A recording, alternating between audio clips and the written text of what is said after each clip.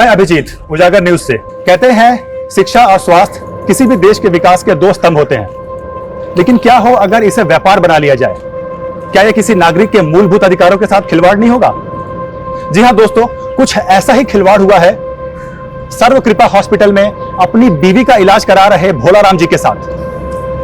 भोलाराम जी, बिल्कुल निडर होकर बताइए कि आपके साथ क्या हुआ है। साहब, ये सर्व कृपा हॉस्पिटल में लूट मची रखी है। हमारी पत्नी का इलाज यहाँ चल रहा था, लेकिन ये लोग उसको क्या वो कहते हैं वेंटिलेटर। हाँ, ये हमारी मिसिस को उस पर रखकर बोलते रहे कि वो जरूर बच जाएगी, और इतना लंबा बिल बना दिया कि हमारी जेब खाली हो गई। मतलब आपके साथ धोखाधड़ी हुई है? अरे बहुत बड़ी धोखाधड़ी हुई साहब। अभी भी ये लोग कहते हैं कि हमारे पर लाखों रुपया बकाया, अगर हम वो नहीं चुकाएंगे तो ये हमारी पत्नी की डेड बॉडी नहीं देंगे हमें। देखा दोस्तों, किस तरह इस हॉस्पिटल में एक गरीब आदमी की बीवी का लाश का सौदा किया जा रहा है। बंद कर! अरे बंद कर! अरे चल बाहर निकल! निकल बाहर! ऐसे गुंडई करके जनता की आवाज को दबाओगे? निकल बाहर! अभिजीत देख तुम्हारा कैसे पोल खोलता हूं मैं। अभिजीत पूरे हॉस्पिटल को बर्बाद कर दूंगा मैं। चल चल चल निकल! सेफ नहीं है ये एरिया, चलना यहाँ से। यार तुझे मना किया था, इतने रिस्क मत लिया कर तू। हॉस्पिटल के सामने ये स्टोरी करने से मना किया था तुझे। फुटेज मिला ना? अरे फुटेज मिल गया मेरे भाई, लेकिन तेरी जान चली जाती तो। समझता ही नहीं है छोटी सी बात। अरे भैया, कुछ भैया आप आज सगाई है तुम्हारी, वहाँ लड़की वाले घर पे इंतजार कर रहे हैं और तुम अभी तक यहीं हो। अरे विनोद भैया, वो जरूरी ब्रेक थ्रू था, इंतजार नहीं कर सकते थे हम। तेरी होने वाली बीवी भी इंतजार कर रही है तेरा। यार राजीव, तू तो कब तक लड़कियों से भागता रहेगा? आज तो सगाई पक्की है। ले चल। मर्दों से तो कोई प्रॉब्लम है ही नहीं इसको, बस लड़कियों से ही प्रॉब्लम है। चल। अब तो दोनों बहनें एक ही घर में, इससे अच्छी क्या बात हो सकती है आपके लिए? जी पापा, हम तो बहुत लकी है, हमारी प्यारी बहन वर्षा ही हमारी देवरानी बन रही है। क्यों विनोद जी? हाँ राखी जी, बड़ा भाग। हाँ भाई, हाँ बड़ा भाग वाला है तू। हाँ बैठ बैठ अभिजीत। भाई सच सच बता, पसंद आई हमारी साली साहिबा?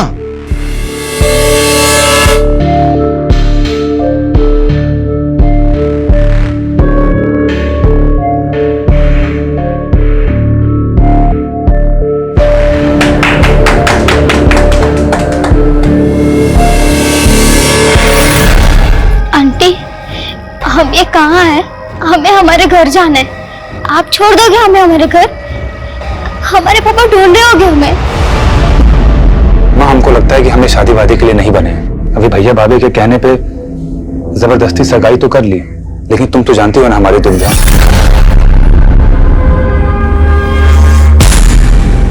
माँ, हम इस दुनिया को एक सच बताना चाहते हैं, और वो सच है।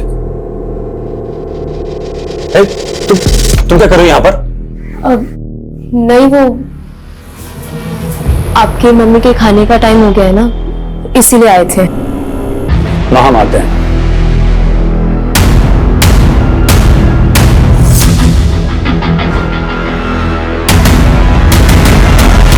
हम अक्सर सच्चाई से भागते हैं।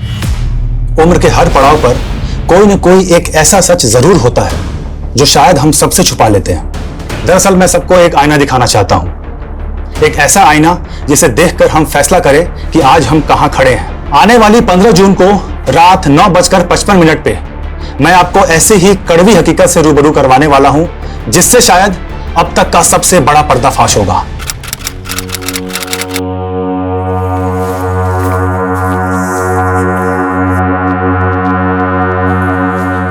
अरे अभिजीत पता नहीं कहाँ रह गया। अरे विनोद भैया, क्या हो गया ये? अरे कुछ नहीं, थोड़ा चक्कर खा के गिर गए थे।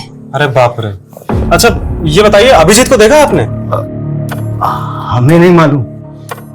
भाभी भैया, आज 15 तारीख है, 15 जून रात को 9:55 पे वो आज मेरे साथ लाइव आने वाला था, वहां पे किसी चीज का खुलासा करने वाला था। फोन भी नहीं लग रहा है यार उसका, पता नहीं कहाँ रह गया है।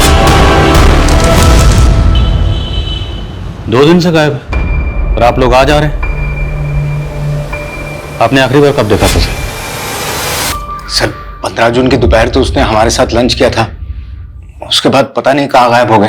तो क्या उसके गायब होने का राज इस वीडियो से जुड़ा हो सकता है जिसमें वो किसी का खुलासा करने वाला था? आने वाली 15 जून को रात 9:55 पे मैं आपको ऐसे ही कड़वी हकीकत से रूबरू करवाने वाला हूं, जिससे शायद अब तक का सबसे बड़ा पर्दाफाश होगा। हमें तो कुछ समझ नहीं आ रहा सर, आप ही कुछ मालूम कीजिए। ये चोट कैसे लगी आपको? सर वो अचानक से लो बीपी हो गया था चलते चलते, तो सड़क पे गिर गया, उसी से लग गई। अभिजीत ने ये वीडियो कहाँ रिकॉर्ड किया था? सर अभिजीत ने 1 साल पहले ही सोशल मीडिया पे उजागर न्यूज नाम से एक चैनल खोला था। उसके लाखों में फॉलोअर्स हैं और उसके 15 जून के खुलासे वाले वीडियो इनविटेशन को भी लाखों हिट्स मिले हैं।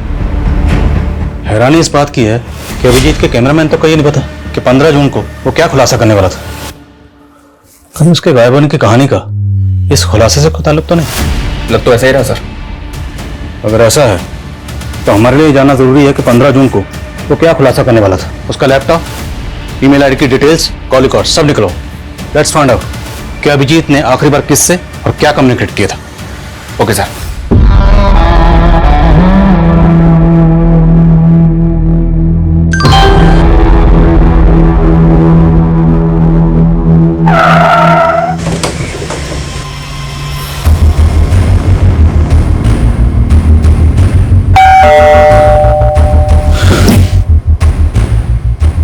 जी, हमें वर्षा जी से बात करनी है।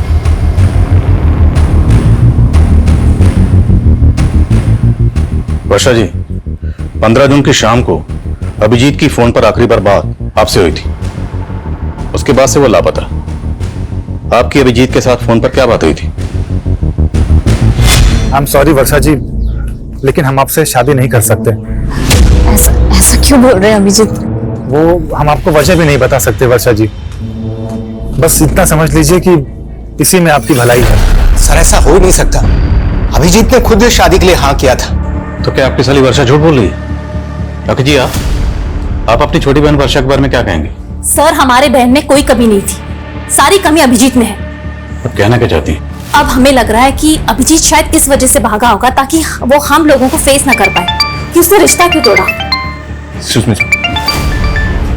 अभिजीत 15 जून की रात को कोई बड़ा खुलासा करने वाला था लाइव आकर, और आपको लगता है कि इतना निडर पत्रकार इस वजह से गायब हो गया? नहीं सर, राखी के कहने का ये मतलब नहीं है। दरअसल हम लोगों को भी सुनकर बहुत धक्का लगा कि अभिजीत ये रिश्ता तोड़ना चाहता था। Sir 1 minute.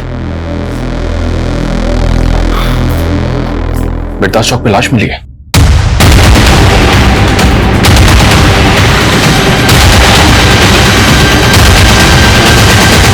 आइए सर। सर, लाश बुरी तरह से जली हुई है, चेहरा भी पहचान पाना मुश्किल है, लेकिन उसकी कदकाठी अभिजीत की कदकाठी से मैच कर रही है। तो तुम्हें ऐसा लग रहा है कि अभिजीत की बॉडी है? सर, अभिजीत का फोन मिर्दास चौक पे ही बंद हुआ था। उसकी फैमिली से शिनाख्त करवा के देखे क्या? सर ये क्या दिखा रहे हैं सर? देखिए, हम मानते हैं कि बॉडी बुरी तरह से जली हुई है, पर हमारे लिए बॉडी की शिनाख्त करवाना बहुत जरूरी है।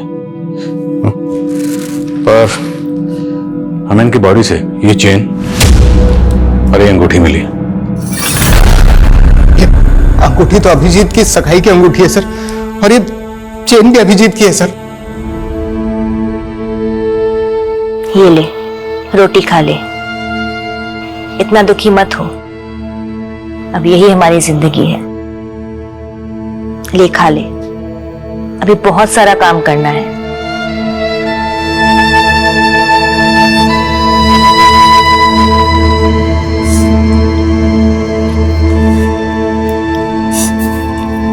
चलो अच्छा है, कम से कम आज तुम कुछ खा तो रही हो। ये भी कोई खाना है? हमारे पापा रोज हमें ब्रेकफास्ट में कॉर्नफ्लेक्स खिलाते हैं और स्कूल के लंच में पराठे। तू कौन से क्लास में पढ़ती थी? 6th। चलो हम तुम्हारा टेस्ट लेते हैं। ये अखबार में जो लिखा है पढ़ने आता है ना? हाँ आता है पढ़ने, तो पढ़ो। भारत जल्दी ही 5 ट्रिलियन की अर्थव्यवस्था होगा।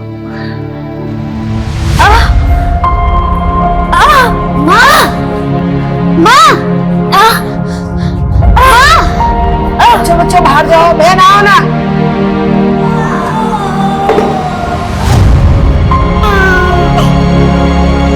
हमारा नया दोस्त आ गया। सर पीएम रिपोर्ट के हिसाब से पहले अभिजीत को बुरी तरह से पीटा गया। लेकिन सर, किलर ने ऐसा क्यों किया? इसलिए कि उसको आइडेंटिफाई नहीं किया जा सके। अगर ऐसा था तो फिर अभिजीत की बॉडी पर उसकी चेन और अंगूठी इंटैक्ट क्यों था? यहाँ तक कि उसके बाजू पे जो टैटू था वो भी उसके भाई ने आइडेंटिफाई किया। पहचान मिटाने की कोई कोशिश नहीं की गई। किलर ने अभिजीत को जिंदा जला दिया सर। ऐसा लग रहा है जैसे किलर की अभिजीत के साथ कोई गहरी रंजिश थी। अभिजीत के लैपटॉप से क्लू मिला? साइबर टीम अभिजीत के लैपटॉप और मोबाइल का डेटा रिकवर करिए सर। लेकिन सर अभिजीत का फोन पिछले कई दिनों से अतुल नगर में काफी एक्टिव था। अतुल नगर में कहाँ जाता था? ये तो नहीं पता, लेकिन अतुल नगर में जितने भी सीसीटीवी हैं सबकी फुटेज मंगा रहा हूँ। और अभिजीत का कैमरामैन प्रथमेश, उसने कुछ बताया? नहीं सर, उसे इस बारे में कुछ नहीं पता।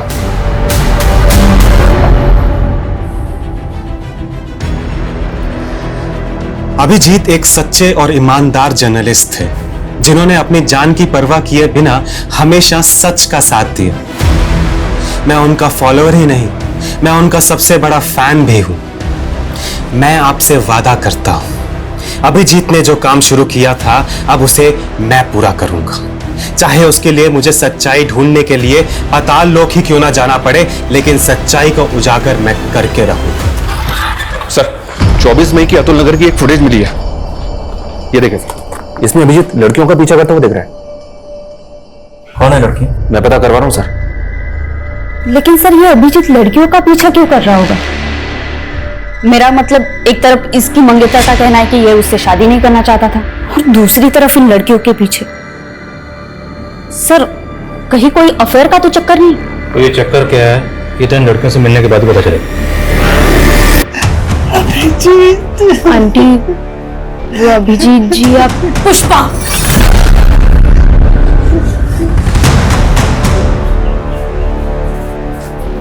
जी माँ जी को क्या बताना है और क्या नहीं बताना ये तुम्हारा काम नहीं है।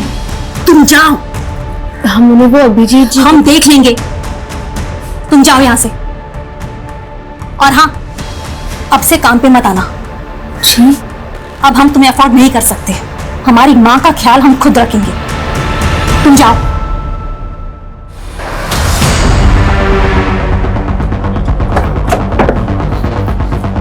अभिजीत जिन दो लड़कियों का पीछा करते हुए देखा था वो दोनों लड़कियां इसी घर में किराए पे रहती थी सर, और ये इस घर के मकान मालिक हैं। इन्होंने ही मकान किराए पे दिया था।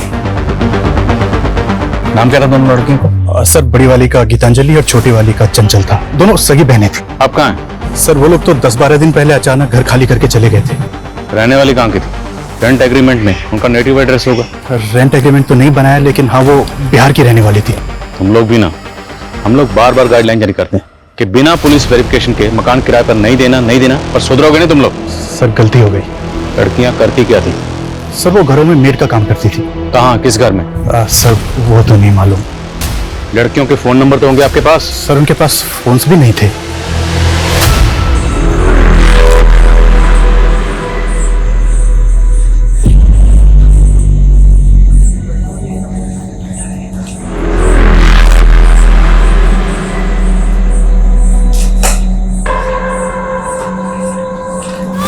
जी सर, मैं अपडेट करता हूँ। जय सर, एक बीएन नेट सर्विसेज नाम की एजेंसी है, इसने चंचल और गीतांजलि इन दोनों का फोटो आइडेंटिफाई किया है। ये दोनों लड़कियां इसी एजेंसी के थ्रू काम पे लगी थी। BN net agency? सर ये लड़की गीतांजलि है और ये चंचल। ये दोनों बहनें बहुत मेहनती थी, कभी भी किसी क्लाइंट की कोई शिकायत नहीं आई। लेकिन ये बताइए कि दोनों लड़कियां अब हैं कहाँ? पता नहीं सर, अचानक से इन दोनों ने काम पे आना बंद कर दिया। क्यों? और मालूम नहीं सर। इन दोनों को एक मीरा नाम के एजेंट ने इंट्रोड्यूस करवाया था। इन दोनों लड़कियों के एड्रेस प्रूफ और डॉक्यूमेंट्स हमें दीजिए, और इनका जो एजेंट था मीना, उसकी डिटेल्स भी दीजिए।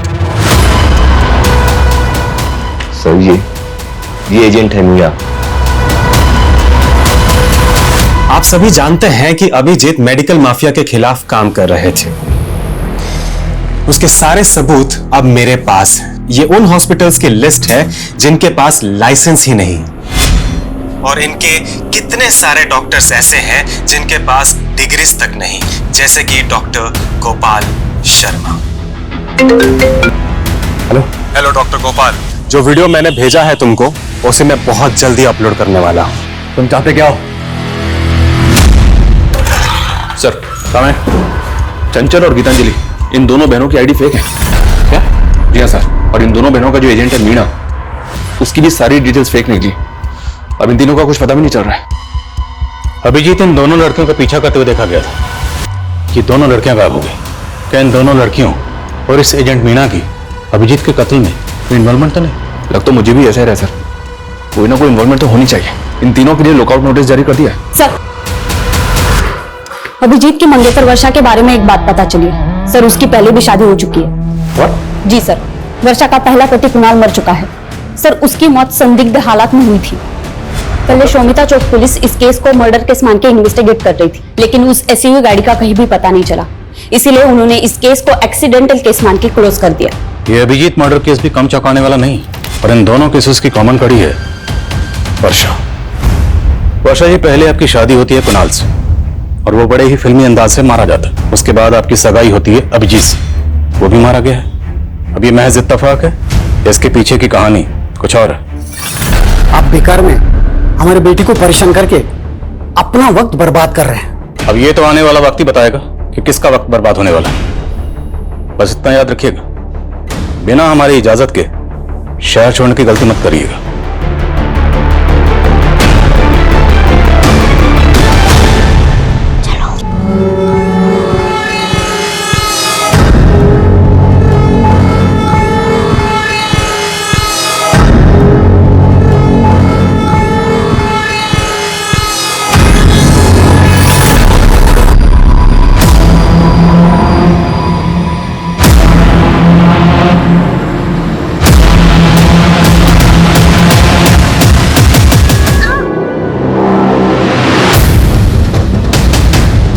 सर,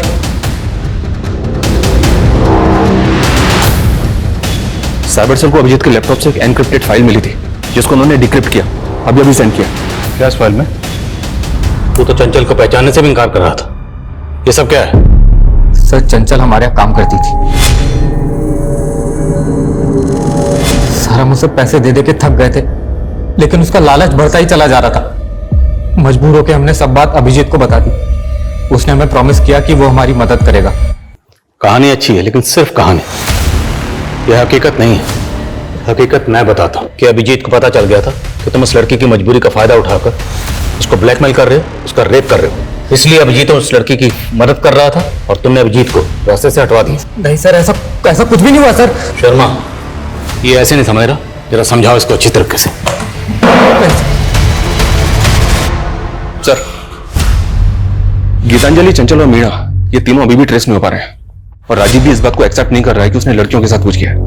लेकिन हाँ सर, वर्षा को इन्वेस्टिगेट करते हुए पता चला कि उसके हाथ भी साफ नहीं है। दरअसल कुणाल की मां को अभी भी इस बात का शक है कि वर्षा ने इंश्योरेंस के पैसे के लिए कुणाल को मरवा दिया। कुछ भी साबित नहीं हुआ तो इंश्योरेंस का सारा पैसा वर्षा को मिल गया और बाद में उसने ये पैसा किसी और अकाउंट में ट्रांसफर कर दिया। किसके अकाउंट में? हाँ, वर्षा ने पैसों की मदद की थी, लेकिन इसमें गलत क्या है? क्या बहन बहन की मदद नहीं कर सकती? कैसी मदद? विनोद को करीब 2 साल से बिजनेस में काफी नुकसान हो रहा था। इनका पार्टनर इन्हें बहुत परेशान कर रहा था, पैसे वापस मांग रहा था। विनोद को पैसे वापस देने थे तो वर्षा ने मदद कर दी। लेकिन परेशानी तो फिर भी कम नहीं हुई। कुछ दिन पहले अटैक हुआ था ना पे। उस दिन पुलिस स्टेशन में इस चोट के बारे में पूछा तो झूठ बोल दिया। सर, वो अचानक से लो बीपी हो गया था, चलते चलते तो सड़क पे गिर गया। लेकिन इन सब बातों का अभिजीत के मर्डर से क्या लेना देना?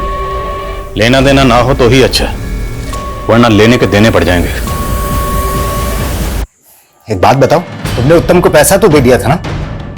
अब तुम भी हम पे शक कर रहे हो। अरे अगर तुमने पैसा चुका दिया था तो लोगों ने हम पे हमला ही क्यों किया? उसी के कारण जो तुमने पुलिस को बताया है। छोटा मोटा पैसा नहीं है ये, और अब तक कर्जा चुकता नहीं हुआ है। इतने के लिए लोग जान ले लेते हैं। शुक्र करो तुम अब तक जिंदा हो। सर, ये दोनों बहनें जितनी सीधी नजर आ रही हैं उतनी है नहीं। आज की दुनिया में कोई भाई या बहन अपनी प्रॉपर्टी या पैसा बिना लिखा पढ़ी के किसी को नहीं देता है, और वो भी अपनी बहन के पति के कर्ज को उतारने के लिए। विनोद के बिजनेस पार्टनर से कंफर्म करो, दोनों बहनों का कांटेक्ट अच्छे से चेक करो। तो तूने विनोद पे अटैक करवाया था? अटैक कैसा? आपको कोई गलतफहमी हुई है, और उसने कुछ पैसे लौटा भी दिए थे हमें। लेकिन उधार तो काफी बाकी है ना अभी भी। वो भी निकलवा लेंगे। अटैक करवाएगा दोबारा? विनोद ने कंप्लेंट नहीं लिखवाई ना, फिर क्यों बाल की खाल उतार रहे हैं? और वो फुद्दू हमारे खिलाफ बोलने की हिम्मत भी नहीं करेगा। हाँ, हमसे बहुत बड़ा गलती हो गया। अगर हम अभिजीत को पहले ही सब कुछ बता दिए होते तो शायद वो हमें इस मुसीबत से निकाल चुका होता। ले लो, 70 लाख है इसमें। 70 लाख?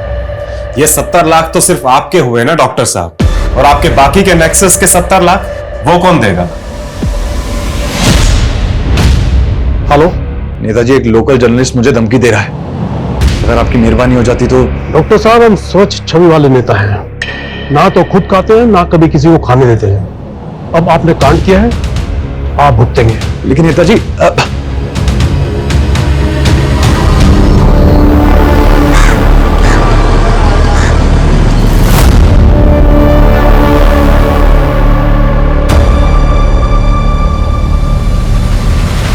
हम थक गए ये करते करते।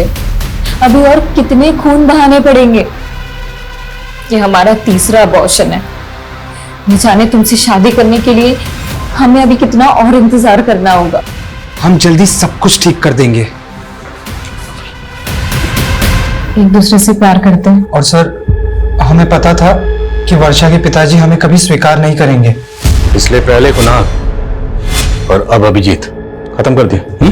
नहीं सर, हमने ऐसा कुछ नहीं किया है। 15 जून को अभिजीत की आखिरी बार फोन पे बात तुमसे हुई थी? जी सर, हमारी बात जरूर हुई थी, पर बात कुछ और हुई थी।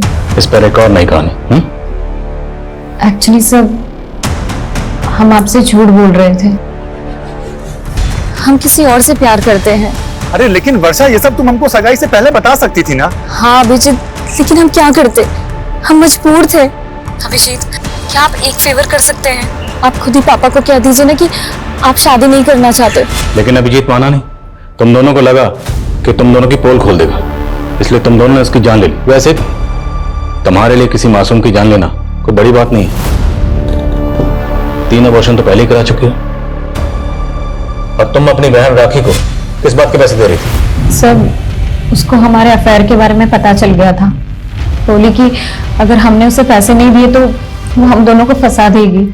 सरासर झूठ बोल रही है वो सर। अगर उसकी करतूतों के बारे में पता होता तो उसकी जान ले लेते। हमने सिर्फ विनोद का कर्जा उतारने के लिए उससे पैसे लिए थे और कुछ भी नहीं था। तो आप कहना चाहती हैं कि आपकी बहन और उसके आशिक ने मिलकर अभिजीत को मार दिया? उनकी बात वो जाने सर, हमने कुछ नहीं किया। क्या जोड़ी है दोनों बहनों की? छोटी वाली बड़ी पे इल्जाम लगा रही है और बड़े वाली छोटी पे। कोई बात नहीं, वक्त आने पर सब पता चल जाएगा किसकी कहानी सच्ची है किसकी झूठी।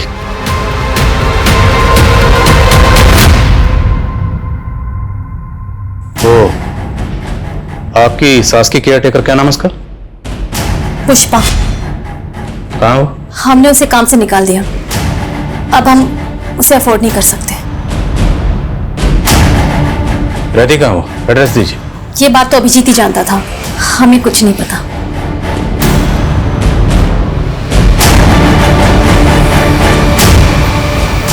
सर, कहीं राखी पुष्पा को लेकर भी तुमसे कुछ नहीं छुपा रही है? हो सकता है कि इसीलिए पुष्पा को जानबूझ के गायब कर दिया, क्योंकि वो कोई राज जानती थी। या फिर पुष्पा को खेल कर गए? इस राखी पे कड़ी नजर रखो और पता करो कि पुष्पा कहाँ गायब है, और उसके लिए लुकआउट नोटिस जारी करो।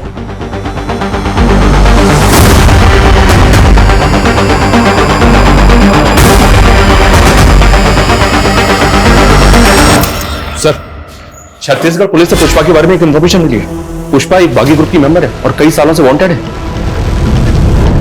पुष्पा एक बागी थी? तो वो अभिजीत के घर पे क्या कर रही थी? दरअसल अभिजीत के लेट फादर धीरेन्द्र आनंद ने कई सालों तक एक बागी ग्रुप में काम किया है और ये पुष्पा उनकी शागिर्द थी। इंटेलिजेंस का ऐसा मानना है कि गायब होने के बाद पुष्पा यूपी में कहीं छुपी थी। मतलब वो यूपी में अभिजीत के घर पर छुपी हुई थी, और वो भी उसकी माँ की केयरटेकर बन के। अभिजीत उसको लेकर आया, उसकी मदद कर रहा था। और सवाल यह है कि अभिजीत एक बागी की मदद क्यों कर रहा था? कि अभिजीत खुद एक बागी था?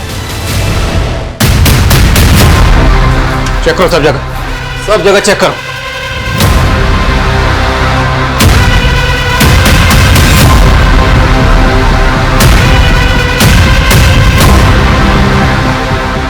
सर, बहुत गलत कर रहे हैं आप। एक ईमानदार पत्रकार की छवि के साथ में खिलवाड़ कर रहे हैं आप लोग। फिलहाल तो हम जा रहे हैं, लेकिन अगर हमें बाद में पता चला कि अभिजीत के साथ मिलकर आपने बागियों का साथ दिया था, तो हम आपको नहीं छोड़ेंगे। चलो। ओ 172, चल मुंह धो ले और काम पे चल।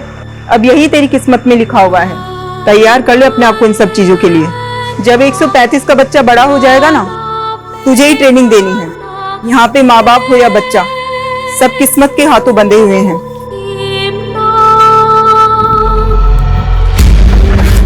हो सकता है ये अभिजीत भी अपने फादर की तरफ भागी। ये और पुष्पा दोनों किसी सीक्रेट मिशन पर थे। जैसे ही मिशन पूरा हुआ, अभिजीत ने अपनी मौत का ड्रामा रचा। उसके बाद वो और पुष्पा दोनों गायब हो गए। और इस बात के पूरे चांसेस हैं कि अभिजीत के घर वाले भी उनके इस मिशन में शामिल हो, क्योंकि अभिजीत की बॉडी पूरी तरह से जल चुकी थी। फिर भी उन्होंने आसानी से आइडेंटिफाई कर लिया। कैसे? अब तो बॉडी का डीएनए टेस्ट भी नहीं कर सकते, अंतिम संस्कार हो चुका है। शर्मा, ये केस तो हम सॉल्व करके रहेंगे। उसके लिए चाहे हमें गड़े मुर्दे क्यों ना खाने पड़े। अभिजीत की फैमिली, दोस्त, रिश्तेदार, सबके बारे में सब कुछ पता करो। Okay sir.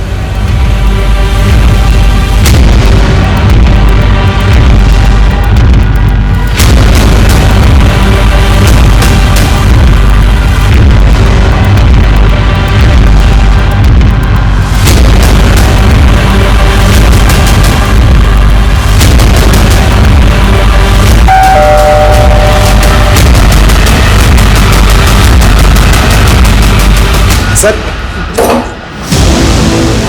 इतना सारा कैश? सर ये मेरा कैश नहीं है सर। तो किसका? सर ये तो अभिजीत का है। अभिजीत के लिए फंड इकट्ठा कर रहा है। आखिर ये अभिजीत करना क्या चाहता है? अभिजीत? सर उसका तो मर्डर हो गया ना सर। अभी बोल रहा है अभिजीत का कैश। सर ये उसी की ईमानदारी का मोल है जो हम बेईमानी से कमा रहे हैं। मैं, राखी और उत्तम साथ में मिलकर के ये काम कर रहे हैं सर।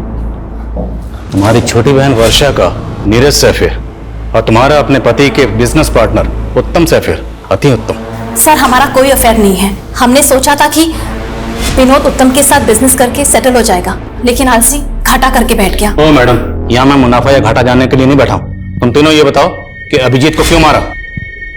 सर हमने अभिजीत को नहीं मारा है, बल्कि उसकी मौत का फायदा उठा करके हमने सिर्फ डॉक्टर गोपाल शर्मा से पैसे ठगे थे। सर प्रथमेश ने हमें बताया था अभिजीत के मेडिकल स्कैम खुलासे के बारे में, तो हमने उत्तम की ताकत का इस्तेमाल किया ताकि कोई डॉक्टर हमें परेशान करे तो उत्तम संभाल लेगा। तो 15 जून की रात को अभिजीत यही खुलासा करने वाला था? नहीं सर, वो तो सच में उसने हमसे सीक्रेट रखा था। वो कुछ और बात थी और उसी की वजह से उसकी जान गई है सर। तुम तीनों को तब तक तोड़ेंगे जब तक सच नहीं कबूलोगे। नीलम, सर। डॉक्टर गोपाल की कुंडली निकलवाओ। पूरे चांसेस है कि 15 जून को अभिजीत जो खुलासा करने वाला था वो उसी डॉक्टर के खिलाफ हो। हेलो, क्या आप मुझे डिटेल्स मिल कीजिए।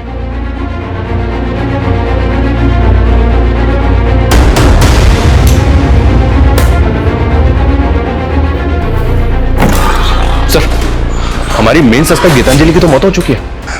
गीतांजलि मर चुकी है? जी हाँ सर, ये देखिए, कोई बॉडी क्लेम करने के लिए नहीं आया तो उसका अंतिम संस्कार कर दिया। चौंकाने वाली बात यह सर कि गीतांजलि की कलाई पे बिल्कुल वैसा ही टैटू था जैसा अभिजीत की कलाई पे था।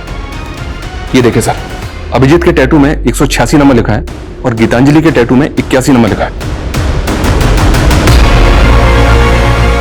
दोनों टैटूज वैसे तो दिखने में सेम है, सिर्फ नंबर और डिजिट्स का फर्क है। क्या ये कोई सीरियल नंबर हो सकता है? और इन टैटूज का हमारे सस्पेक्ट्स में से और किससे कनेक्शन हो सकता है? राजीव, वर्षा, नीरज, राखी, प्रथमेश, उत्तम या फिर पुष्पा? अभिजीत और गीतांजलि के बीच का कॉमन कनेक्शन है राजीव, लेकिन सर राजीव का तो कहना है कि वो इन टैटूज के बारे में कुछ नहीं जानता। पर अभिजीत की कलाई पर वैसे टैटू क्यों है जैसा कि गीतांजलि की कलाई पर है? गीतांजलि की बहन चंचल से इसका पता चल सकता है। चंचल तो खुद गायब है। खा लो दीदी, खाली पेट रहने से कुछ नहीं होता और हमें बहुत कुछ करना है। हमें निकलना है यहाँ से। यहाँ से कोई नहीं निकल सकता। नहीं दीदी, हम निकलेंगे यहाँ से। कोई आने वाला है हमें बचाने। तुम ना ऐसे सपने मत देखो, ये सपना कभी पूरा नहीं हो सकता। सर चंचल के बारे में हमने अभिजीत को मार्च में बता दिया था। उसके बाद अप्रैल में अभिजीत बिना किसी को बताए 20 से 25 दिन के लिए किसी असाइनमेंट पर बाहर चला गया था। हाँ, अभिजीत अप्रैल में काफी दिनों तक नहीं था और उस दौरान उसने हमको कॉल भी नहीं किया था। मार्च में वो टैटू उसके हाथ में था? नहीं, तब तो नहीं था, लेकिन जब वो वापस आया तो हमने वो टैटू उसकी कलाई में देखा। तो आपने उससे पूछा कि वो टैटू उसने कहाँ बनवाया था और क्यों बनवाया था? नहीं सर, ऐसा तो उसने कुछ नहीं बताया। सर पहले तो हमें भी अजीब लगा था, क्योंकि वैसा ही टैटू चंचल की कलाई पर भी था। ऐसा तो नहीं कि गीतांजलि और चंचल का उन टैटू से कोई ऐसा राज जुड़ा था जो अभिजीत जानना चाहता था, इसलिए उनका पीछा कर रहा था। लेकिन सर वो ये सब जानने के लिए अपनी कलाई पे वैसा ही टैटू क्यों बनवाएगा? और ये अभिजीत अप्रैल में 20-25 दिन के लिए कहाँ गायब था? और ये सवाल अब भी वहीं का वहीं है कि वो 15 जून की रात को 9:55 पर ऐसा क्या खुलासा करने वाला था?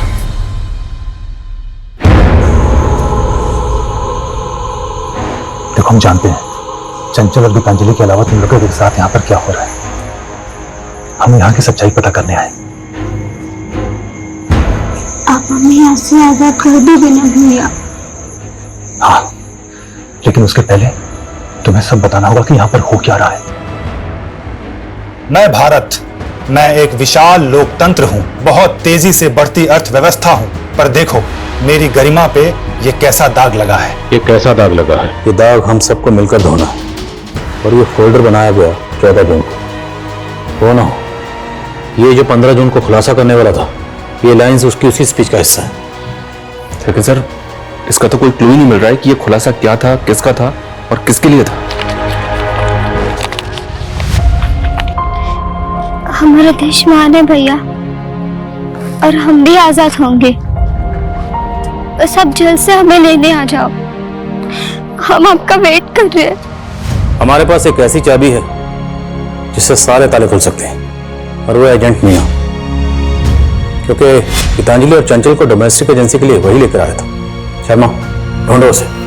खबरों को काम पे लगाओ, जेलों में जितने भी कैदी हैं उनके बारे में पता करो, तुम्हें जो करना है करो, लेकिन किसी भी सूरत में मुझे एजेंट मीना चाहिए। Okay sir.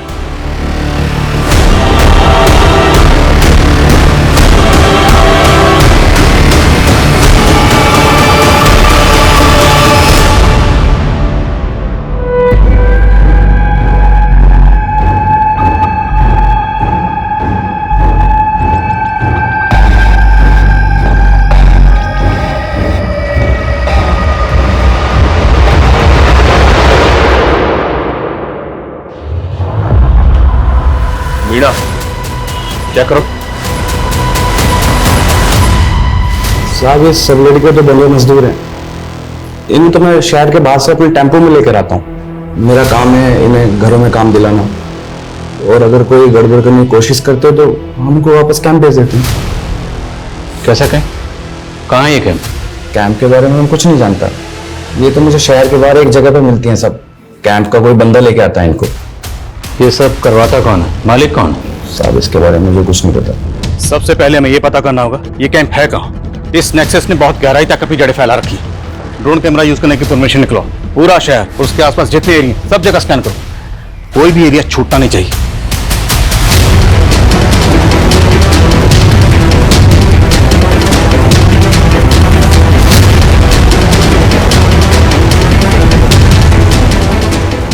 ड्रोन कैमरास की फुटेज में ये 3 जगह सस्पिशियस लग रहे हैं। इनकी डिटेल्स निकलवाइए सर। और इन 3 में से एक जगह ऐसी है जहां लोगों की मूवमेंट बहुत ज्यादा सस्पिशियस है। यहीं टारगेट करेंगे, पूरी फोर्स के साथ धावा बोलेंगे। तैयारी करो। Okay sir.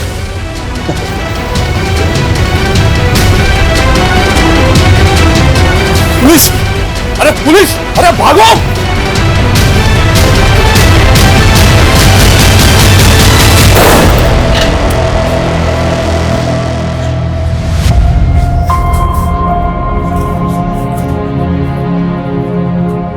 डरो मत, हम लोग आप लोगों को बचाने आए हैं। आपको अभिजीत भैया ने भेजा है ना? वो बोलते थे हम जरूर आजाद होंगे। हाँ बेटा, हमें अभिजीत भैया नहीं भेजा। अभिजीत भैया कहाँ है? उन्होंने कहा था हम उनके साथ टीवी पे आके जय हिंद बोलेंगे। बेटा, मुझे अभिजीत भैया नहीं भेजा है आप सबको लाने के लिए, और उन्होंने कहा जब मैं आपसे मिलूं तो आपसे बोलूं कि आप जोर से जय हिंद बोले। जय हिंद। जय हिंद। तुम लोगों को बंधुआ बनाकर उन पर जुल्म करते थे। कब से चला ये सब? साहब, काफी टाइम से हमारे लोग हर शहर में फैले हुए साहब। अगर हमें कोई अनाथ या कोई मजबूर मिलता था, हम उन्हें अपना कैंप में लेके आते साहब, और हम बच्चे लोग को भी किडनैप करके लेके आते साहब। अब ये बताओ, कैंप में उसे करवाते क्या थे? साहब, जैसे गीतांजलि और उसकी बहन चंचल, है ना?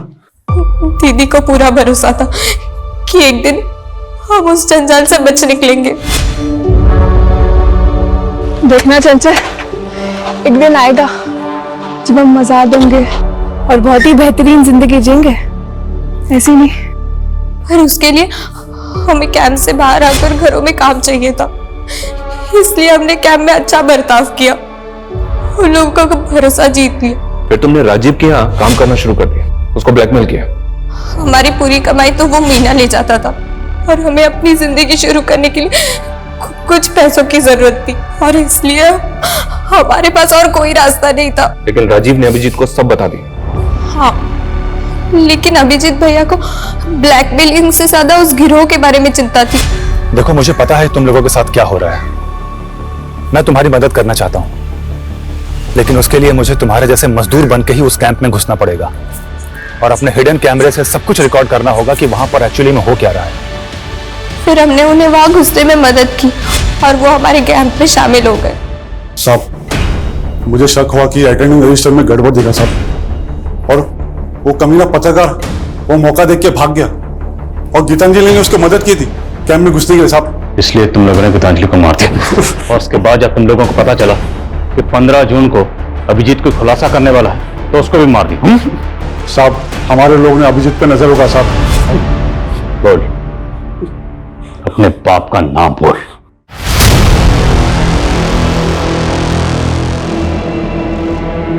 धर्मेंद्र सिंह सर मीटिंग में। सर सर सर सर अच्छा, धर्मेंद्र जैसा बड़ा नेता इस नेक्सस का मास्टरमाइंड होगा, ताज्जुब हो रहा है सर। उस फैक्ट्री में तकरीबन 150 औरत मर्द और 50 से ज्यादा बच्चों के साथ इस तरह का दुर्व्यवहार किया जा रहा था। ये जानने के बाद बहुत तकलीफ हो रही है। लेकिन सर, पुष्पा का इस गिरोह से कोई लेना देना नहीं, हालांकि वो अभी तक गायब है। सर, हमने उसकी रिपोर्ट नेशनल एजेंसी को दे दी है। ये बहुत ही अफसोसनाक है कि एक तरफ जहां हमारे मुल्क में 5G टेक्नोलॉजी लॉन्च हो रही है, हमारे मुल्क की इकोनॉमी तेजी से आगे बढ़ रही है, वहीं आज भी 2022 में भी एक तरफ काला अंधेरा छाया हुआ है, जहां कुछ लोगों के साथ अमानवीय बर्ताव किया जा रहा है।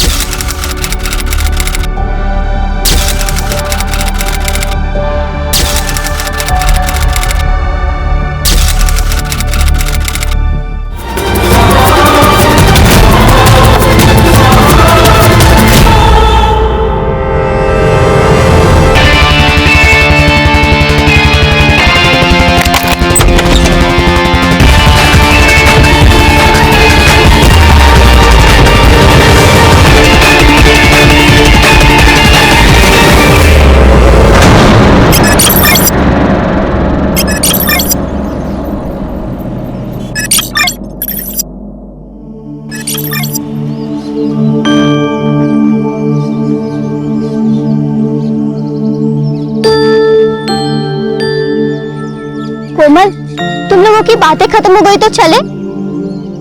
कोई देख लेगा तो प्रॉब्लम हो जाएगी।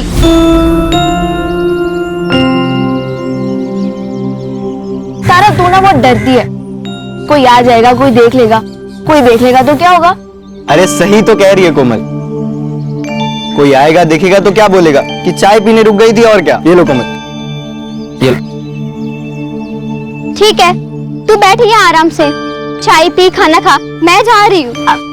अरे रुक, मैं आ रही हूँ। अरे यार, ये तारा ना हमेशा हड़बड़ी में रहती है, कभी आराम से बात नहीं करने देती। और तू चाय पिलाते रहेगा या बताएगा भी कि तू उससे प्यार करता है? अरे पर मैं उसको बताऊं कैसे? कोमल, चल ना। तू ही हंस डालता, वरना वो मुन्ना ना तो बैर तुझ पर। तू ही पढ़ इन सब चक्करों में, मुझे पढ़ाई करनी है।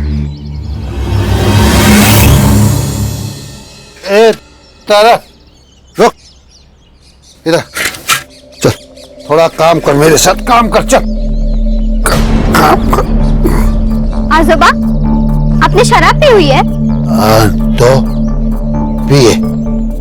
तो कुछ नहीं, अगर आप शराब पी सकते हो तब अपना काम भी खुद कर लो। ए रुक रुक, किधर जा रही है? ए किधर जा रही? रुक रुक रुक। आजोबा क्या करते हैं? थोड़ा दिलाना। आजोबा क्या करते हैं? सना करिए क्या? पापा, मैं तेरे को क्या कर? क्या करेंगे? मैं तेरे को क्या करता हूँ? इन्होंने शराब पी रखी है तो तूने भी पी रखी है क्या?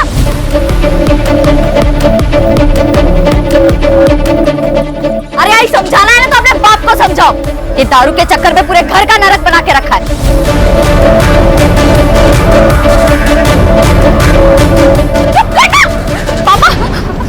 अपनी बेटियों को काबू में रख, वरना तू बहुत पछताएगी। बहुत पछताएगी तू। देख देख क्या करता हूँ मैं तुम लोग को, देख क्या करता हूँ। जब भी घर में आती है तो हंगामा खड़ा करती है। आप मुझे क्यों बोल रही हो आई? आजोबा ने शराब पी है, आप उनसे कहो ना। तू पीने देना, तेरा क्या जाता है? देख बेटा, तू बस अपनी पढ़ाई पर ध्यान दे। आई पढ़ाई भी तो नहीं हो रही है ना। कल स्कूल में फीस नहीं देंगे तो बाहर कर देंगे। हो जाएगी फीस।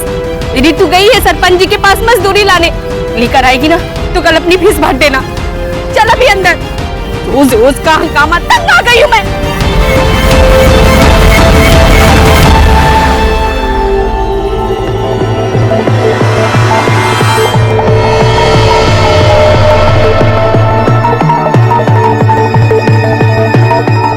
मालकिन,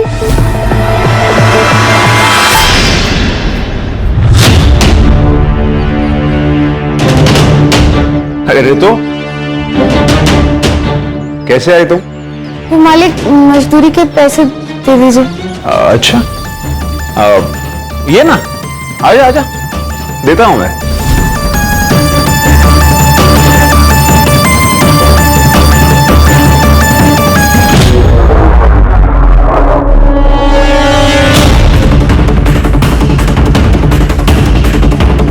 कुछ खाएगी? नहीं मालिक, आप मुझे मेरे पैसे दे दीजिए, मुझे घर जाना है, बहुत देर हो रही है। अरे टेंशन मत ले, तू तुझे छोड़ दूंगा मैं अपनी गाड़ी से। ये रहे तेरे मजदूरी के पैसे।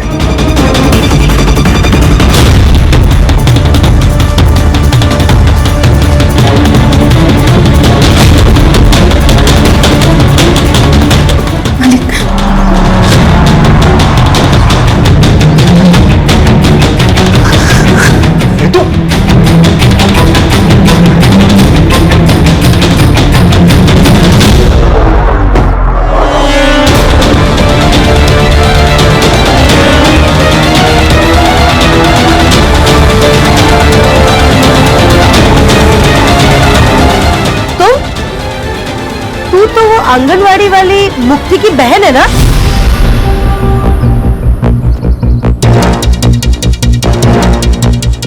यहाँ क्या करने आई है? खेत में काम किया था ना, उसकी मजदूरी लेने आई थी। आई मैंने ही कहा था कि घर आके मजदूरी लेना। अच्छा? तू जा।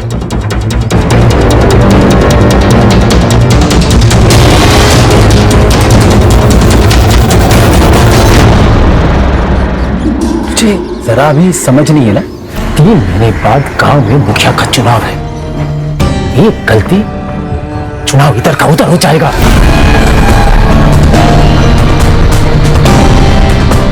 अरे कुछ नहीं होता राधा, अब खामा में टेंशन ले रहे हो। वैसे आप तो एक तैयार है।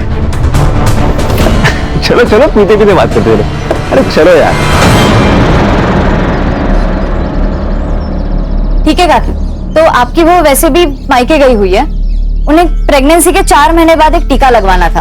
वो आप उन्हें फोन करके बता दीजिए, वो किसी भी डॉक्टर से लगवा सकती है। हाँ बोल दूंगी। काकी थोड़ा पानी मिलेगा, प्यास लगी थी। लाती हूँ, रुको।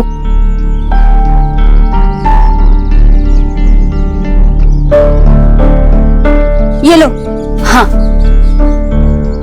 हाथ आगे करो, मैं पानी डालती हूँ। ऐसे तो कोई किसी जानवर को भी ना पानी पिला। क्या मतलब? रहने दीजिए, आप नहीं समझोगे। मैं समझाता हूँ। गुरु, गुरु तुम यहाँ क्या कर रहे हो? तो इनकी जगह दिखानी पड़ेगी। गुरु सुनो तो सही। काकी, इसकी कोई जरूरत नहीं। इंसान को इंसान क्यों नहीं समझते आप लोग? बताइए काकी, हम लोग ऐसा क्या करें कि आप हमें इंसान समझने लगे, जानवर नहीं? हाँ, इंसान समझने लगेगी तब भी तुम लोगों की जगह यही रहेगी, दरवाजे के बाहर। गुरु रहने दो। गुरु सदियों से यही चला आ रहा है, अब इन्हें हम क्या बदलेंगे? यही प्रॉब्लम है मुक्ति। प्रॉब्लम यही है कि सदियों से जो चलता आ रहा है उसे चलने दो।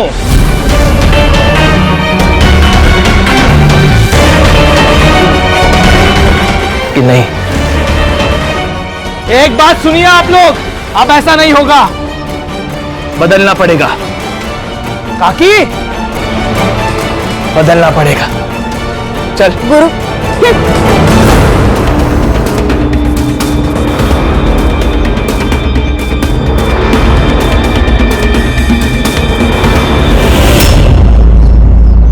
हाँ बताओ, क्या हुआ तुम्हारे साथ? आज शाम को मैं खेत से काम करके वापस लौट रही थी, तभी वो एकलव्य ही था जिसने हमला किया? हाँ सर। मतलब 6 फुट के आदमी को तुम मार के भाग गई? हाँ सर, ऐसा ही हुआ। हंस क्यों रहे हैं आप?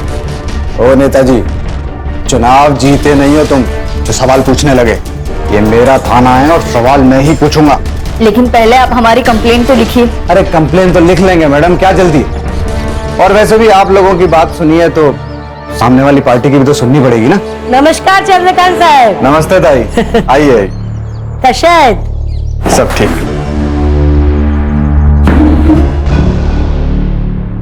क्या रे जया, ये सब क्या तमाशा लगा के रखा है? तमाशा कुछ नहीं है, तुम्हारे बेटे ने रितु का रेप करने की कोशिश की।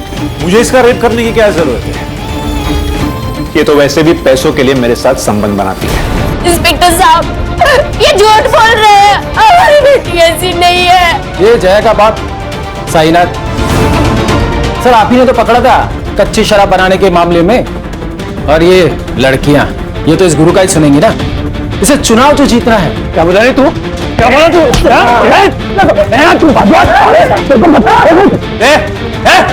छोड़ दे, बाहर निकलो, बाहर निकलो। अब तुम दोनों उठो, बाहर निकलो। लड़की से धंधा करवाती है और यहाँ पे तमाशा करती है। नहीं जाएंगे। ये लोग कुछ भी बोलेंगे और आप इनकी बातों पर यकीन कर लोगे? आप हमारी कंप्लेंट लिखिए, वरना यही पुलिस स्टेशन के बाहर मैं खुद को आग लगाकर जान दे दूंगी।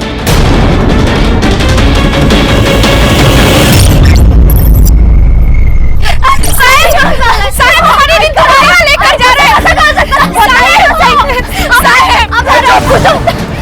मेडिकल में सेक्सुअली एक्टिव होना है इसका मतलब, समझती है? पैसे लेकर रेगुलर सेक्स करती है। पैसे रितु ने नहीं, आपने लिए, वो भी उस चित्राताई से। ये चुप, ज्यादा बोली ना तो पूरे परिवार को अंदर कर दूंगा। रिपोर्ट दर्ज करवाते हो।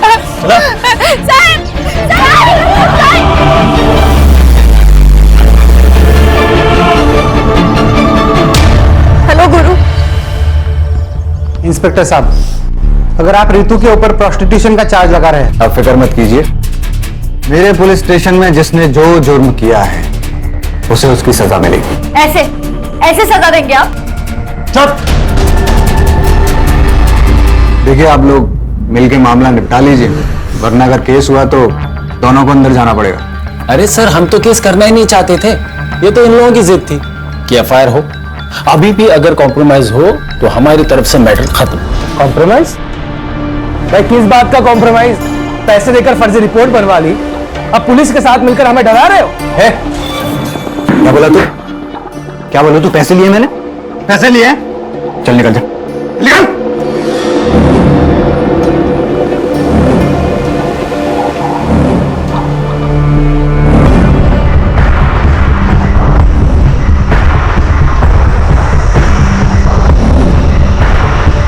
जया, सुनो मेरी बात, ये कोर्ट कचहरी का मामला है और केस खत्म होने के लिए सालों लग जाते हैं। ये केस लड़ने के लिए और ये वकील बाबू को फीस देने के लिए पैसे हैं तेरे पास?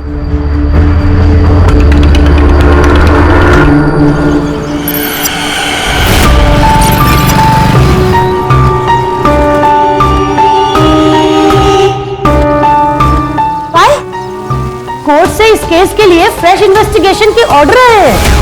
रितु का मेडिकल अब बाहर से कराया जाएगा और आपको तो पता ही है कि रिपोर्ट में फिर क्या आएगा। तो तुम्हें 2 लाख किस बात के दिया हमने? हाँ, रोको ये सब। तो कोर्ट का ऑर्डर है, मैं कुछ नहीं कर सकता।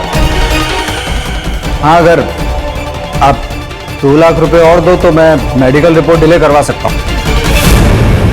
उसके बीच में आप उस फैमिली के साथ पैसे वैसे देके सेटलमेंट कर लो। एक फुट्टी कौड़ी सुद्धा नहीं देना भी कौन अला। अगर एक को भी फुट्टी कौड़ी दी तो सबके सब सर पे बैठ जाएंगे। लड़ना है ना इन लोगों को हमसे, तो अब लड़के दिखाए, मैं भी देखती हूँ। इंस्पेक्टर, रिपोर्ट्स रुकवाइए। पैसे आपको मिल जाएंगे।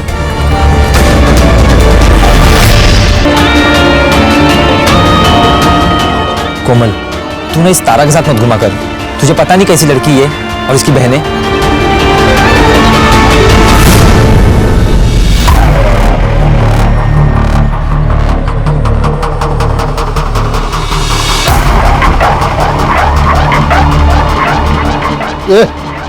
क्या तांजा कर रहा रे? हैं? जरा इधर आइए ना। ये जो लड़की अंदर गई उसका रेट क्या है? क्या बोला थे? वो तो गांव वाले बोल रहे थे, सब चलता है इधर।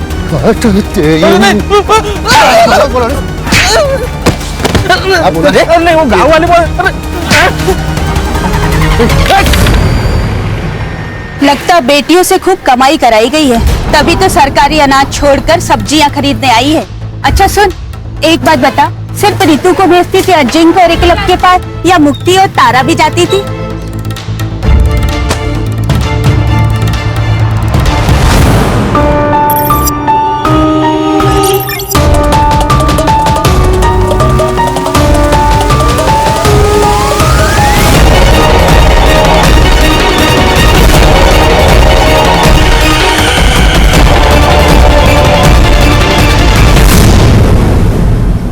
हाँ मुक्ति दीदी बोलिए। हेलो कोमल, तुम्हें तारा ने कुछ बताया? वो कहाँ गई है, किस काम से गई है? नहीं दीदी, उसने तो कुछ नहीं बोला, बस बोला काम है और चली गई। ठीक है।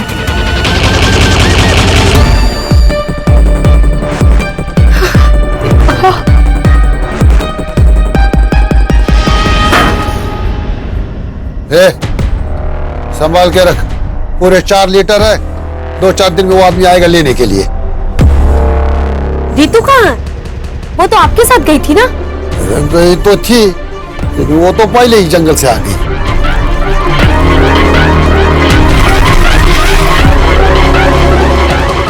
आजोबा, मेरी तबीयत ठीक नहीं लग रही है, मैं जा रही हूँ।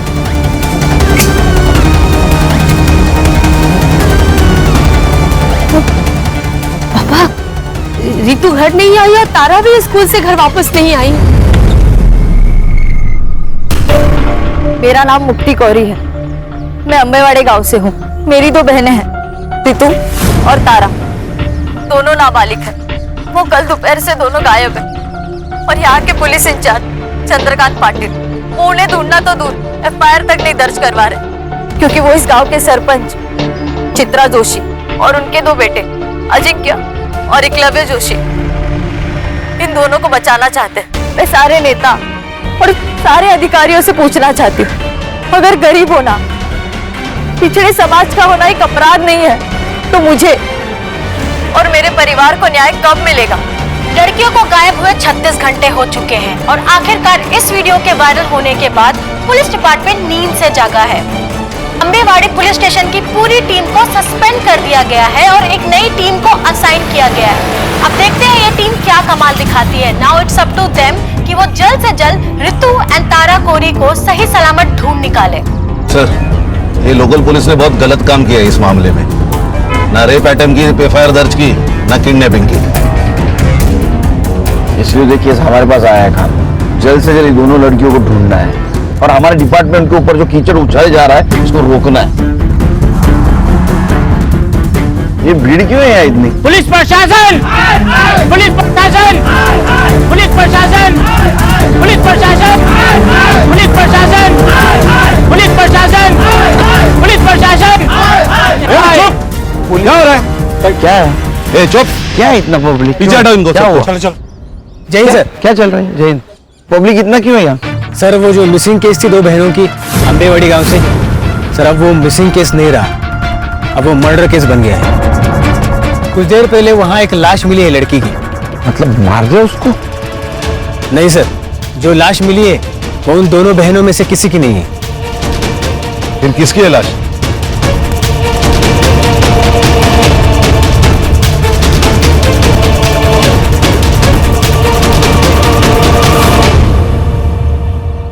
सर, इसी लड़की ने वीडियो किया था और इसका ही मर्डर हो गया। मुक्ति कोरी नाम है।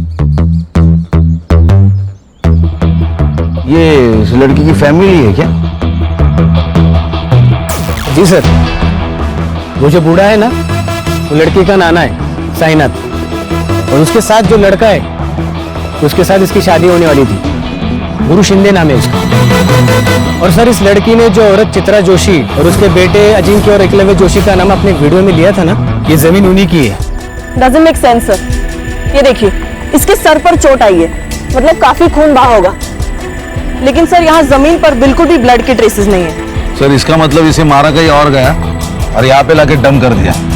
सर, कल रात को मुक्ति घर पे नहीं आई, इसलिए मुझे मुक्ति की माँ जया को लगा कि मुक्ति और गुरु रितु और तारा को ढूंढ रहे हैं। मैंने मुक्ति को ड्रॉप किया था घर के बाहर। कितने बजे? लगभग 12 बजे के आसपास दोपहर में। दोपहर को 12 बजे से वो घर पे नहीं थी, तो आपने उसको फोन करने की कोशिश नहीं की? हमारे घर में 2 फोन, एक मेरा एक मुक्ति का। 2 दिन पहले मेरा फोन कहीं गिर गया था। 2 दिन पहले? मतलब जिस दिन रितु और तारा गायब हो गए उस दिन? हम सर, ये रितु और तारा जिस दिन गायब हो गई, उस दिन क्या हुआ था? और तुम्हें तारा ने कुछ बताया? वो कहाँ गई है, किस काम से गई है? नहीं दीदी, रितु कहाँ? वो तो आपके साथ गई थी ना। वो तो पहले ही जंगल से आ गई। मतलब रितु और तारा अलग अलग जगह से एक ही टाइम पे गायब हो गए? सर, वो चित्रा है ना, उसके पास बहुत गुंडे हैं सर, वो कहीं से किसी को भी उठा सकती है सर। जहां तुमने मुक्ति को ड्रॉप किया था उस जगह लेके चलो हमको। जी सर।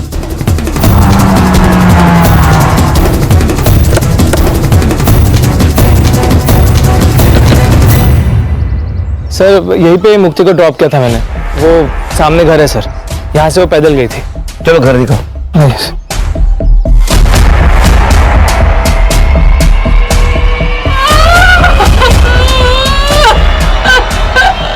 देखो, मुक्ति की मौत का अफसोस है हमें, लेकिन रितु और तारा दोनों अभी भी गायब है और जिंदा हो सकती है। अगर आप हमारी मदद करोगे तो शायद उन्हें हम ढूंढ पाएंगे। रितु और तारा का कहीं अफेयर चल रहा था? क्या बोल रहे हो सर आप? हमें हर एंगल चेक करना होता है। तारा कोमल को बोल के निकली थी मैं काम से जा रही हूँ, और रितु साइनाथ को बोल के निकली थी मैं घर जा रही हूँ।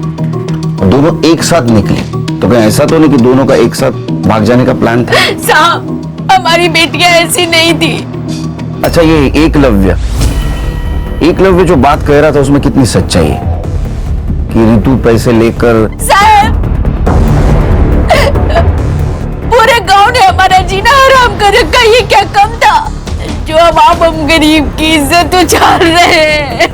जीना हराम करके रखा है मतलब?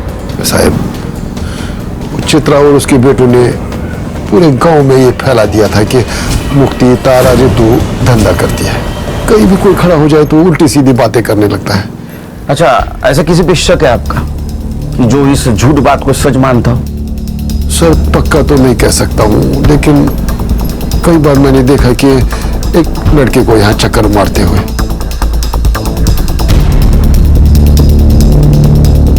कौन है वो लड़का? सर, नाम तो नहीं पता है। यहाँ वो बाजार में कोई गिरीश नाम का आदमी है, उसके घर पे भाड़े पे रहता है। सर यहाँ कुछ भी नहीं है। अरे एक बात खटक रही है, दोपहर 12 बजे यहाँ से कैसे कोई गायब हो सकता है? सर, कहीं रितु और तारा की तरह मुक्ति का भी तो प्लान नहीं था गायब हो जाने का? एक काम करो, तुम और संग्राम मार्केट जाओ। जी सर। और साइनाथ जिस लड़की के बारे में बता रहा था उससे बात करो। मैं और खान चित्रा के घर जाते। चल।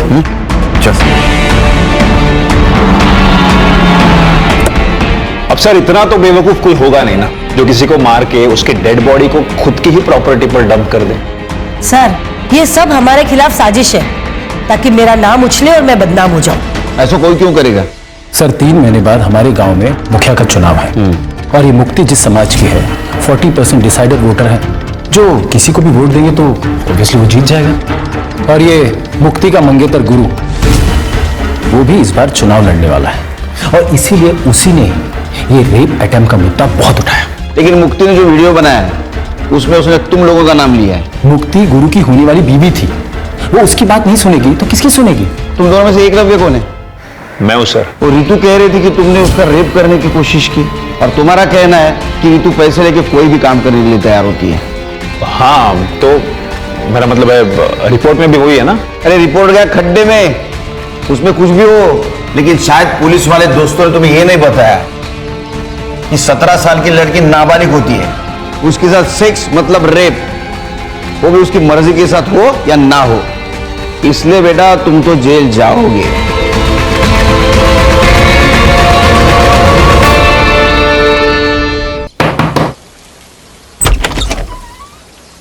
अभिषेक नाम है क्या तेरा? नहीं, मेरा नाम नीरज है, अभिषेक मेरा भाई है। कौन है? देख जितना भी कुछ बता है सब सच बता दे, बाद में बोलना मत, मैंने मौका नहीं दिया। क्यों चक्कर लगा रहा था उसके घर के? सर मैं एक फैक्ट्री में काम करता हूँ, दिन भर काम करके रात में वैसे ख्याल आते हैं, तो गांव वालों से बहुत दिनों से सुन रहा था कि गांव में कुछ लड़कियां धंधा करती है, तो उसी जुगाड़ में गया था कि कुछ मन बहल जाए मेरा। तो साइनाथ को देख के भागा क्यों तू? अरे मैडम वो बुद्धे ने वो आदमी को ऐसा भगाया था कि मेरी तो बोलती बंद हो गई थी, मुझे कुछ समझ में नहीं आया था, मेरी तो हिम्मत ही नहीं हुई उससे बात करने की, तो मैं बिना कुछ बात किए वापस आ गया था। अभी बिना बताए जाना मत कहीं।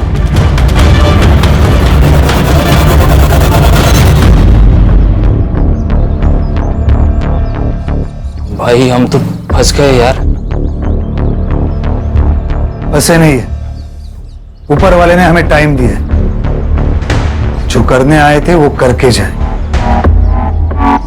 रितु के रेप अटेम्प्ट को तुमने गुब्बारे की तरह उड़ाया था ना, ताकि तुम्हें इलेक्शन में फायदा हो, और मुक्ति को भी तुमने आखिरी बार छोड़ा। कहीं ये तुम्हारा रचा हुआ नाटक तो नहीं है ना? क्या प्लानिंग थी तुम लोगों की? मेरी यही प्लानिंग थी कि अपने समाज को अन्याय के खिलाफ लड़ना सिखाओ, और उसकी शुरुआत मैंने अपने घर से की है। सर पुलिस स्टेशन से फोन था।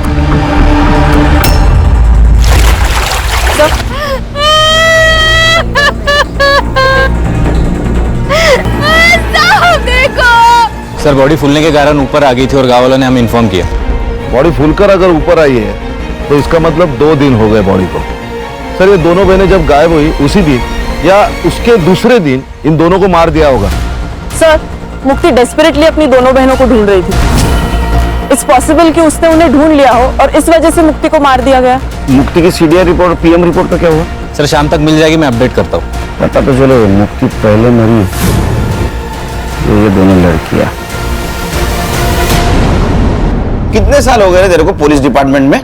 सर 7 साल। तो 7 साल में एक बात पता नहीं चली, 17 साल की लड़की नाबालिग होती है, उसके साथ सेक्स मतलब रेप ही होता है, वजह कुछ भी हो।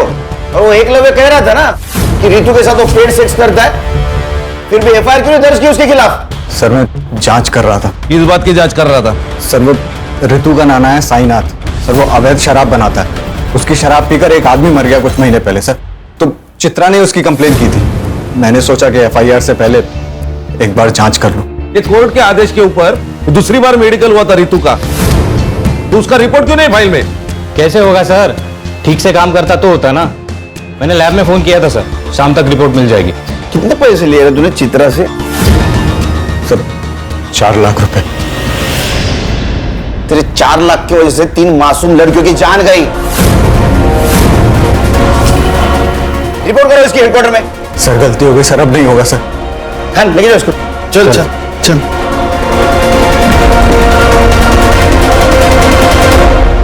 सर ये मुक्ति की पीएम रिपोर्ट। सर पर चोट लगने की वजह से जो ब्लड लॉस हुआ है उस वजह से मौत हुई है उसकी, रेप नहीं हुआ है उसके साथ। सर उसकी सीडीआर भी आ गई है सर, ये देखिए। इसके मुताबिक मुक्ति की लास्ट लोकेशन वही थी जहां गुरु ने उसे ड्रॉप किया था, और साईनाथ की लास्ट लोकेशन गांव के जंगल की नहीं, उसके एग्जैक्ट अपोजिट एक शमशान भूमि वहां की है सर, और उसके 200 मीटर पे अजिंक्य का सेलफोन एक्टिव था सर, सेम टाइम पे। ये दोनों एक साथ क्या कर रहे थे शमशान भूमि में? No idea sir. और सर इस साईनाथ ने लास्ट फोन तारा के दोस्त कोमल को किया था। साईनाथ ने कोमल को कॉल किया था? साईनाथ जी आपने तो कहा था कि आप जंगल में थे, इसका मतलब आपके मोबाइल का लोकेशन जंगल दिखाना चाहिए था, लेकिन वो दिखा रहा है शमशान। सर मैंने पहले ही बोला था ना आपको कि 2 दिन पहले मेरा फोन कहीं गिर गया था।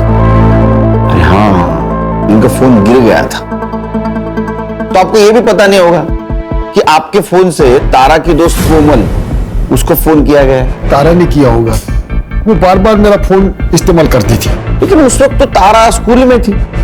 फिर साहब, अब मैं समझा कि ये फोन किसने किया होगा। किसने? याद है सर, तारा की नाना का कॉल नहीं था, बल्कि ऋतु दीदी ने कॉल किया था तारा से बात करने के लिए। तारा ने ये तो नहीं बताया कि ऋतु दी ने कॉल क्यों किया था, लेकिन कॉल करने की थोड़ी देर बाद ही वो कुछ काम के बहाने चली गई थी। तारा का कोई बॉयफ्रेंड? मैम, बॉयफ्रेंड तो नहीं बोल सकते, लेकिन एक लड़का था मुन्ना, जो तारा को लाइक करता था। लेकिन जब ऋतु दी का केस सामने आया तो क्या बेटा, बोलो। तीनों बहनों के चर्चे पूरे गांव में, लेकिन ये ऐसे सती सावित्री बन रही है ना, जैसे इससे सीधा कोई है ही नहीं। कहना क्या चाहता है तू? अरे मैं क्या कहना चाहूंगा, मैं तो यही बोल रहा हूँ कि अगर पैसे लेकर ये सब करना था तो मुझे भी बोल देती, थोड़े पैसे देकर मैं भी मजे ले लेता। और अबे रुक कोमल, तू लेके जा तारों को यहाँ से। उनको छोड़ूंगा नहीं, तू देख लेना। इस थप्पड़ का बदला ना मैं लेके रहूंगा।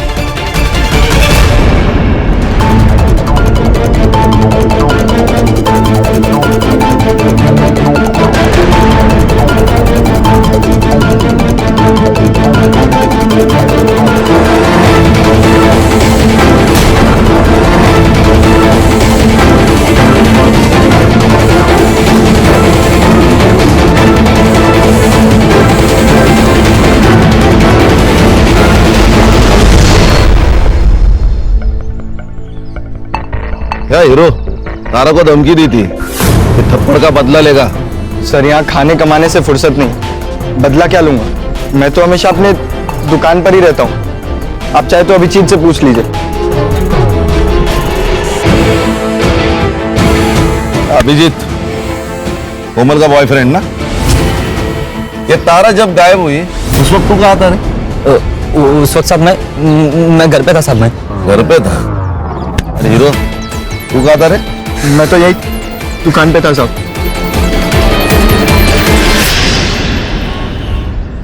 सर, ये ऋतु और तारा की पीएम रिपोर्ट। इन दोनों की मौत भी पानी में डूबने की वजह से हुई है sir. Accidental death? Probably not sir, क्योंकि इन दोनों लड़कियों के साथ रिपीटेडली रेप किया गया था और इनका टाइमिंग ऑफ डेथ, मुक्ति की टाइमिंग ऑफ डेथ के 10 से 12 घंटे के बाद का है सर। मतलब इन दोनों लड़कियों को पहले होस्टेज बनाया गया? Most probably sir. सर, ये ऋतु ने तारा को कॉल करके शमशान भूमि बुलाया। ये दोनों के साथ जो कुछ भी हुआ है ना, उसकी शुरुआत शमशान भूमि से हुई। यानी खान, सवाल ये है कि ये दोनों लड़कियां अलग अलग जगह से एक ही जगह, मतलब शमशान घाट क्या करने गई थी? नहीं सर, वो भी साइनाथ के फोन में एक वीडियो मिला है सर।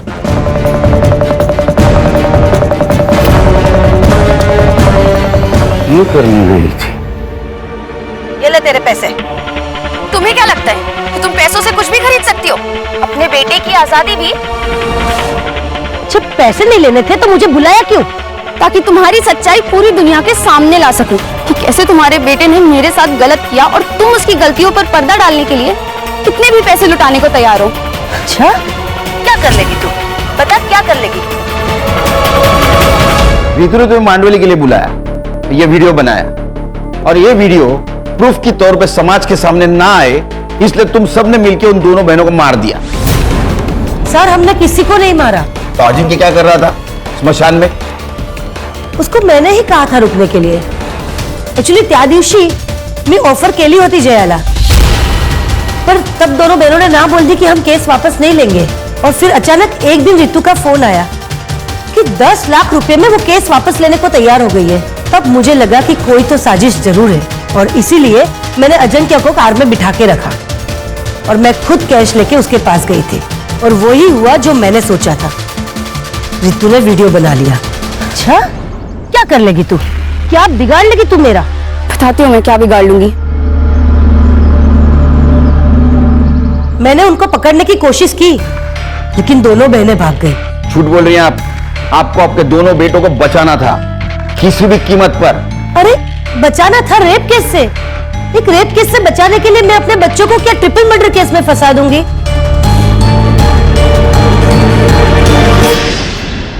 सर, एक आदमी के बारे में पता चला है सर। उसकी मौत साईनाथ में बनाई हुई शराब पीने से हुई। कौन है? राकेश। उसकी तो मौत हो गई है सर, लेकिन उसके दोनों बेटे अब भी गांव में रहते हैं, किराए के घर में। सर, बाबा मरने के बाद 6 महीने में ये साईनाथ जेल से छूट गया।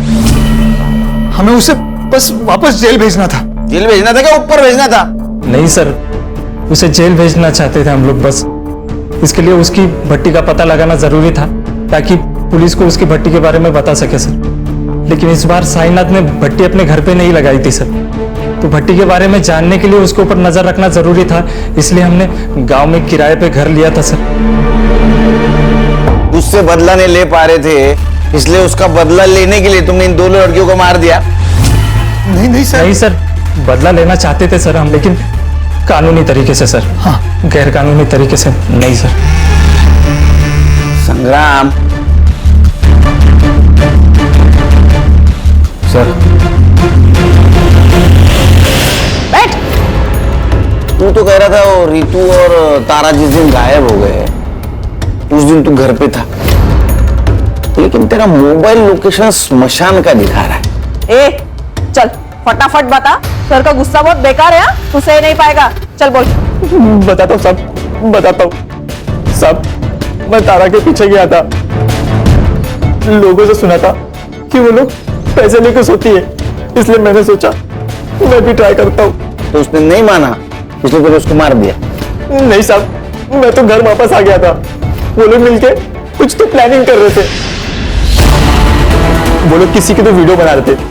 मुझे लगा अगर मैं इनको कुछ बोलूंगा कि ये लोग मेरी वीडियो ना बना ले, इसलिए साहब बिना कुछ बात किए मैं वहां से लौट आया। मैं सच बोल रहा हूँ, मैंने कुछ नहीं किया साहब, मैंने कुछ नहीं किया साहब। सब वो कार वाले लोग ने कुछ किया होगा। कौन सी कार? साहब, जब मैं वापस लौट रहा था, लौटते वक्त मैंने एक कार देखी, वो शमशान की ओर जा रही थी। कौन सी कार में? इतना मैं देख नहीं पाया, लेकिन कुछ इलेक्शन के स्टिकर्स लगे हुए थे कार पे। ये थे क्या? नहीं। ये? हाँ मैडम, ये था।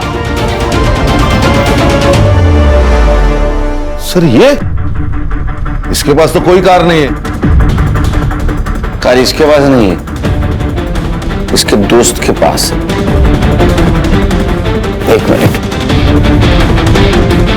मेरी दो बहनें हैं, रितु और तारा, दोनों नाबालिग हैं। वकील बाबू, तुम्हारी गाड़ी स्मशान भूमि के स्पॉट हुई है और उसमें मुक्ति के ब्लड के ट्रेसेस भी मिले।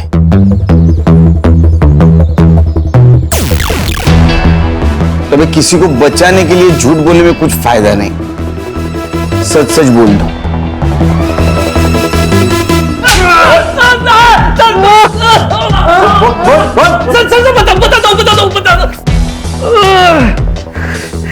बोलो। हमने सबको नहीं मारा सर।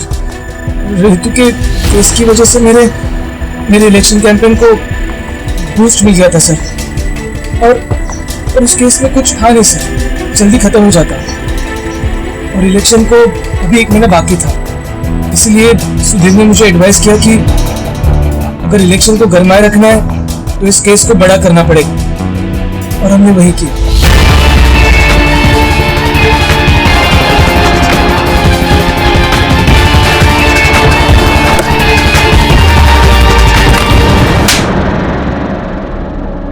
सर, मुझे लगा कि मैं पहले किडनैपिंग के केस को उछालूंगा, बाद में मर्डर केस बना दूंगा, लेकिन एक दिन पहले मुक्ति को पता चल गया कि मेरा इन्वॉल्वमेंट है। कैसे पता चला? सर, जल्दबाजी में तारा का स्कूल बैग कार में रह गया। झूठ मत बोलो गुरु, ये बैग तारा का ही है, और अगर तुम मुझे सच नहीं बता रहे हो कि ये बैग तुम्हारे कार में कैसे आया, तो अभी क्या अभी जाके पुलिस स्टेशन में सब कुछ सच बताऊंगी कि ये सब तुमने किया है। मुक्ति, बात सुन।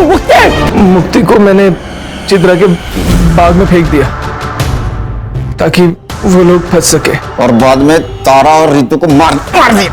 प्लान तो यही था सर, पर उसके पहले वो दोनों भाग गई। उस रात हम दोनों उन दोनों को मारने वाले थे, पर उस दिन गुरु लेट हो गया और मैं नशे में धुत था। पर इतने में पता नहीं कैसे रितु ने अपने आप को खोल लिया, और जब मैं रूम में घुसा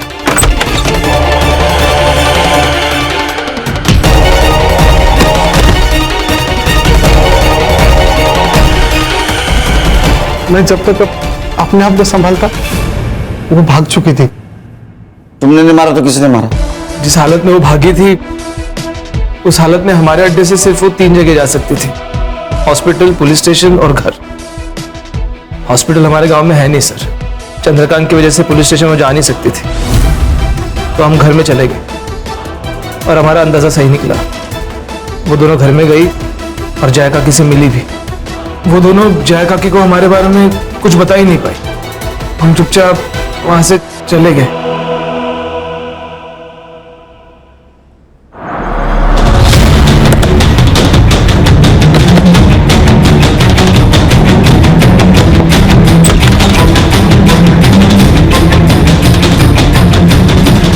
एक बार झूठे केस में रितु का नाम आने पर पूरे गांव वालों ने उसका जीना हराम कर दिया था, और जब उसके साथ सही में बलात्कार हुआ तो ये कौन मानता साहब कि वो दोनों अपने बलात्कारी को नहीं जानती थी। मेरी बेटियों की जिंदगी बर्बाद हो चुकी थी। अगर वो जिंदा रहती तो ये गांव वाले और समाज उसकी जिंदगी को नरक से भी बदतर बना देते, और ये ना मैं बर्दाश्त कर पाती और ना मेरी बेटियां। इसलिए मैंने अपनी बेटियों को जिंदगी के नरक से आजाद करने का फैसला ले लिया था। हाय, ये कहाँ आ गए हम? आई हॉस्पिटल तो उधर है ना? बताती हूँ। आपको पुलिस के पास जाना चाहिए था, वो जरूर कुछ मदद करते आपकी। एक बार गई थी साहब, क्या हुआ?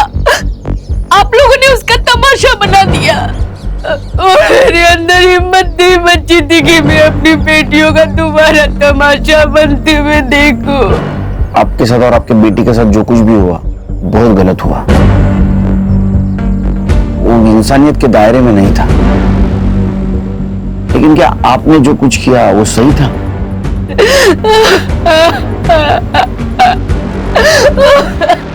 सर, सिर्फ इसलिए ये कोई हमारे जाति धर्म का नहीं है, हम उसके साथ इतना गंदा बर्ताव कैसे कर सकते हैं? सर, इतना टॉर्चर कि उन्हें जिंदा रहने से ज्यादा मरना आसान लगने लगे। बदलाव एक रात में नहीं आता। छोटे से बदलाव के लिए बार बार कोशिश करनी पड़ती है। हल्की सी ठोकर से हार मानकर कोशिश बंद नहीं करनी चाहिए। समाज को समझाना चाहिए, उन्हें बताना चाहिए, कोशिश करती रहनी चाहिए।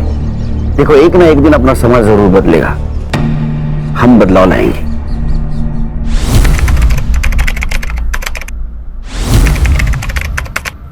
क्राइम पेट्रोल के ऐसे ही मजेदार एपिसोड्स देखने के लिए हमारे चैनल को सब्सक्राइब करें